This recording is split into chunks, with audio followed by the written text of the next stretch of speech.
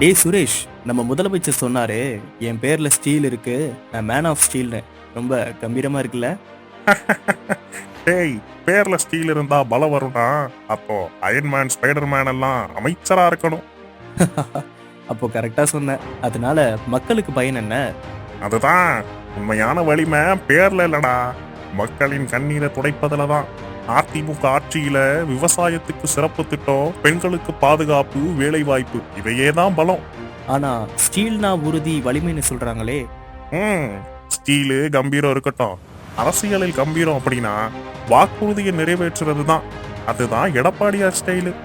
ஓஹோ, அப்போ ஸ்டீல் பேர்ல மட்டும், ஆனா பலம் அதிமுக தான். சரியா சொன்ன. மக்களின் நம்பிக்கையே என்றென்றும் நிலைக்கும் ஸ்டீல், அதுதான் அதிமுக.